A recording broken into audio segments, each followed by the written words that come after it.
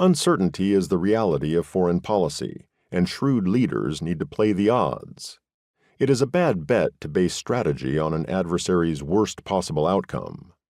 America's engagement policy with the CCP made this mistake, and now the United States is paying the price. After 4 decades of giving the CCP a blank check, the United States is critically vulnerable to Beijing's malign influence and, in some cases, an unwitting accomplice in the party's ambitions. None of this is accidental. Xi Jinping is aware of all the imperial pitfalls that threaten China's rejuvenation, and he has a failsafe: the United States. In the 8 years that preceded the Belt and Road, China invested roughly $58 billion in the United States.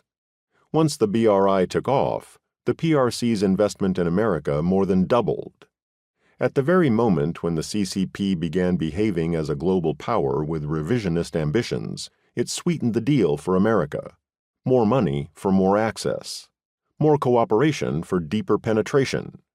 It provided monetary incentives for Washington to double down on its engagement policy. The reason was simple. The smoothest path for China to weather its tenuous economic outlook depends on robust commercial relations with America. According to Ian Easton, if we continue to fund that and support that with our American capital and technology and managerial know-how and engineering know-how, then we will lose and they will win.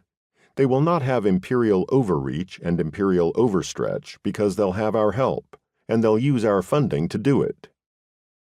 The United States is up against an adversary with a knack for turning strengths, namely open societies and free speech, into weaknesses.